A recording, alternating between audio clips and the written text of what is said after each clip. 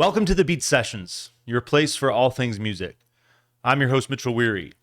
Let's talk about Frankie Cosmos and their record, Different Talking. They released that on June 27th.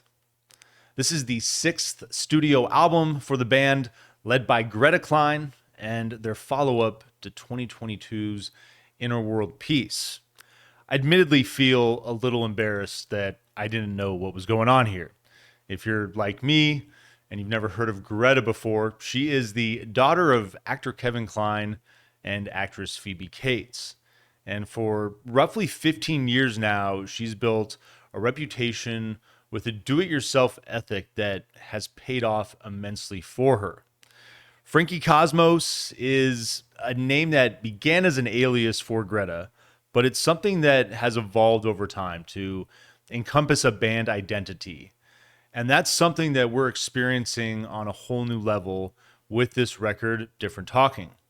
Greta has worked in a band setting countless times before over the years, and although she is still the primary songwriter for this outfit, the arrangements on this album come together courtesy of a full collaborative effort. The album was recorded in upstate New York over the course of 6 weeks. The band got together and did all this in a house. Alex Bailey, Hugo Stanley, and Katie Von Schleicher, I believe is how you say her last name, all involved in production as well as arranging these songs and recording. Katie also takes the lead on engineering duties for what is actually the first self-produced Frankie Cosmos record since Kline was a teenager. And the sound of this band, particularly on this record, is just joyfully infectious. And before I even started this journey, I could tell by looking at the track list of this record and others that the band has put out that there was some type of punk rock aesthetic driving her sound. Lots of songs, short run times. And these tracks too, they're short, they're catchy tracks that distill the complexities of aging and identity through layers of guitars and bright vocals that rarely need more than 2 minutes to successfully complete their objective. Punk is just one of the many influences that construct the sonic depth of Frankie Cosmos, though. I think that their music, it has this massive air of familiarity while also sounding unlike anything you've heard before, and I really enjoyed about getting into this band for the first time. Different Talking thrives in its pursuit of a anti and indie folk energy. It's melding sounds of surf rock, country music, chamber pop, and new wave, along with countless other stylings that showcase Kline's diversity as a songwriter, as well as the dynamic that developed with this band while they were recording the project. I think that Greta sounds amazing as well. Her airy vocals are incredibly captivating, telling vivid stories with lyrics that are charmingly poetic. Different Talking is a record that finds Greta moving into her 30s, trying to find a way to harness and honor the energy of youth while also exploring the fading connection that I think all of us experience as we age with our younger self. It's kind of an interesting thing looking back on a completely different person. She's a woman with a keen insight of the world around her. And with my limited exposure, it feels like this new record benefits simply from the wisdom of years. There's moments I feel on prior records where one might deem her cynical or scared and frustrated. And I think that the brilliance of these new songs rests in acknowledging and accepting these flaws in order to move past them, in order to grow into our older selves. I think that these are emotions that are often the byproduct of youthful inexperience. And the introspective writing here thrives in discovering that joy and wisdom and humor too can all be attained in reflecting on one's own pursuit of error through life. So this album kicks off with your first track, Pressed Flower. Got this breezy combo of electric and acoustic guitar with mid-tempo vocals right out the gate. It's got this simple indie rock arrangement that allows her bright vocals to take center stage immediately. I dig some of the walks in the bass that takes with some playful drum play here as well. Got these light crystalline synths that appear about halfway in to usher in a heavy rock feel that builds to a coda that matches the intro. I kind of like that return to the way the song opened. Your second song is entitled One of Each. Got this rhythm kicking things off with what sounds like some loungy retro keys that could also very well be guitar. A few sharp arpeggiated notes assist before the vocals enter with prominent staccato electric rhythm. Got a pre-chorus that finds more of an edge with a funky groove, leading into a bit more of a rock and roll feel on the song's hook, I Don't Know What to Do.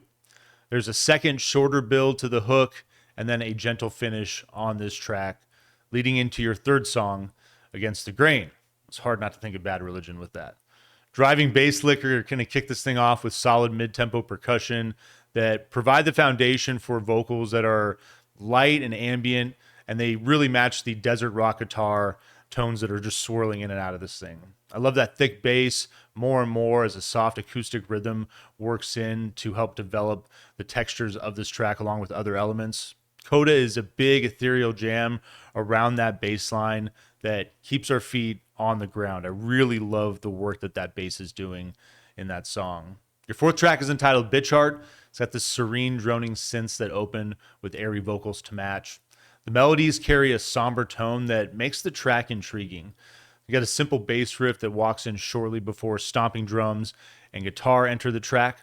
It's a brief moment before the drums shift into this somewhat chaotic snare-driven riff. I really like this moment of the song. The drums drop as the song moves into the vocal hook, surrounded by this calamitous instrumentation. And this is one of those songs that really showcases her ability to do a lot in the tiny run times of the majority of her tracks. Your fifth song is entitled Porcelain. Got this drum roll that opens and continues throughout a track that hovers along courtesy of breezy acoustic rhythm and staccato piano. There's this kind of like indie baroque feel to this one that also allows it to get a little psychedelic with a couple of different synths that work in. There's one with this kind of like retro fuzz that seems to pick up the tempo of the track just a little bit. I really like the unique nature of this. Then it works, then it backs off and it works with this other sci-fi stylized synth and these what seems like brief shifts in tempo. It's pretty interesting. Your sixth song is entitled One Gray Hair, stylized with exclamation points there. The track fades in on twinkly synths that sound a bit like a carousel before shifting abruptly to a folk-driven punk sound, balanced with indie pop flair. Vocals are light and airy amongst lots of great guitar play. You got this fun little moment at the end where she sings, "The facts, I felt betrayed." The drums stall and then the music stops just a moment before going back to work for a brief coda. I really enjoyed the way the song builds to that moment and then finishes. Your seventh track is entitled Vanity. It's got this electronic production that opens things up as a bright vocal melody and retro synths work in and out with this classic pop feel to this one. You've got standard drums and a groovy bass lick that explore space well that eventually will take over. Drums find more momentum as this track progresses, and then the whole thing just rocks out for a bit around the 1 minute mark. Track is going to back off for a second build to finish the track with the bass closing things out on this one and leading into your eighth song, Not Long. I love the shift to a kind of like grungy alternative country feel with this track. Got some electric rhythm and a second lead that plays with light reverb on this one as it develops. It sounds great with this desert rock tone and a slide feel at sometimes as well. It begins as moody, but makes a shift into brighter territory to finish. I like that contrast, what we get with the open into the end of that. Your ninth song is entitled Margareta. You get this love the guitars that open, staccato drum play for a few bars, and then finds rhythm with some electric guitar and bass. The rhythm guitar has a heavy tone with this lighter steel lead guitar taking a playful lead on this one. There's a tiny bit of piano that works in at the end on this track, leading into your 10th song, Your Take On. The vocals and electric guitar are immediate with this track, establishing an up-tempo song to come. The drums build in briefly in simple fashion before unleashing this garage rock style track that plays with big stop and go element. It has a bit of punk and surf rock that complements it as well. Just love the moments when she's working with that surf rock element on this record. Your 11th song is entitled High Five Handshake.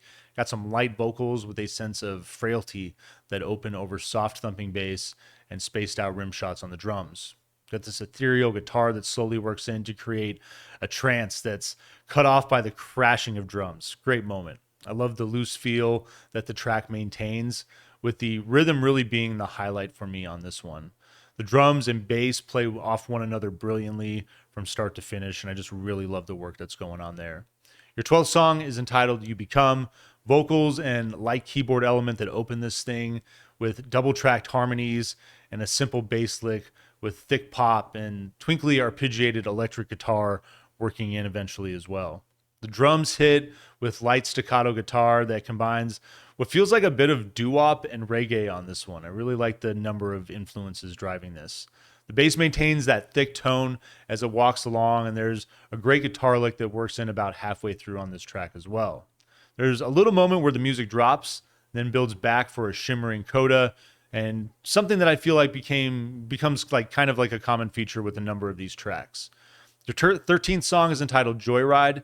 It's mid-tempo drums that opens this thing up with some bass working in shortly after to create a nice groove with a bit of piano as well.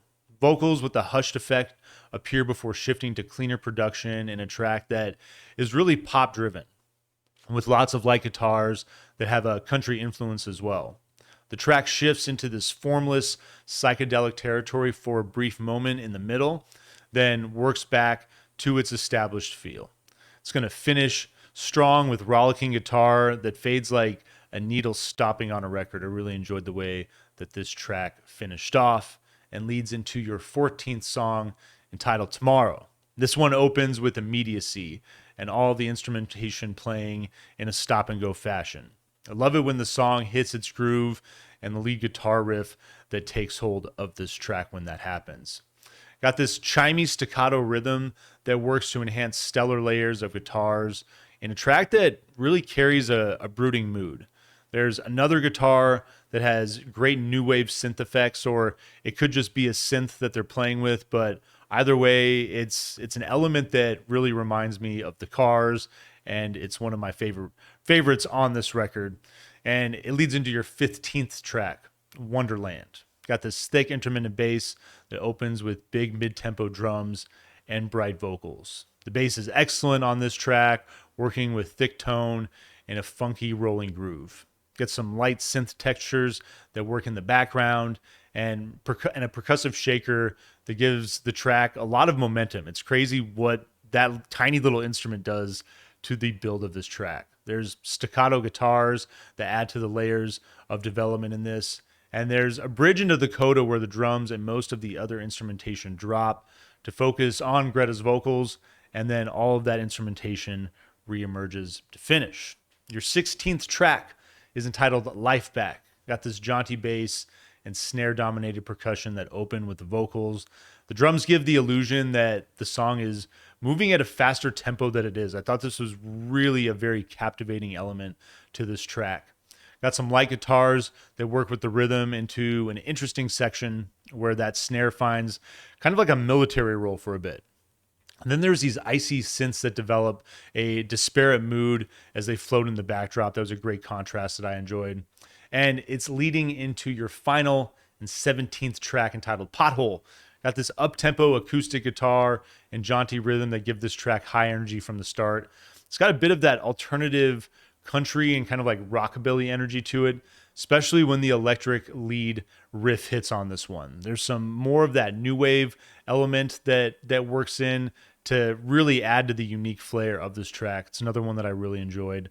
And there's a breakdown about a third of the way through with light driving percussion and guitar play before finding its legs once more to finish the way that it starts. Really enjoyed diving into Frankie Cosmos and getting familiar with Greta Kline and everything that she's done throughout her career. Better late than never. We all can't know everything, and it's one of my favorite things about this channel, and it's what I hope is one of your favorite things about it too, is being involved in that process of discovery together.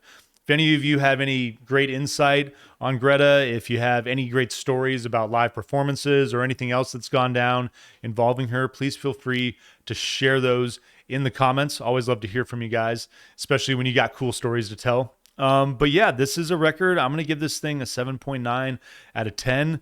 Really excited to go to my local record store, Zia Records, to pick this thing up on wax. It's a project that I feel it's very, given what I've heard from her so far, I feel like it's very true to form, but also like it also shows great growth as far as her artistry.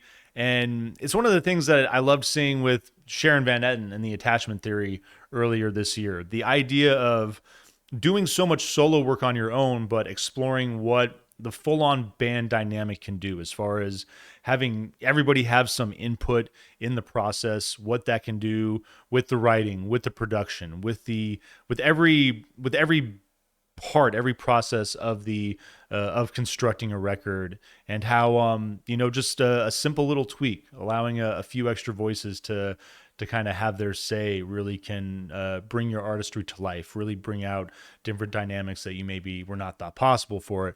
And I think that that's one of the things that really makes this record a lot of fun, amongst many other things. I really think the short, concise songwriting. I mean, she's so deft, and I appreciate her lyricism always, but I definitely like the perspective that she harbors on this particular record, kind of acknowledging the years going by and that little bit of experience and what that adds to our perspective, and hopefully the wisdom that we continue to acquire as we get older. So I hope you guys enjoyed this record. Hope you find this review helpful as well. Please like this video, share it, subscribe to the channel, do all the things to help me blow this project up in 2025, and stay tuned throughout the week for more album reviews. We will see you next time on the Beat Sessions.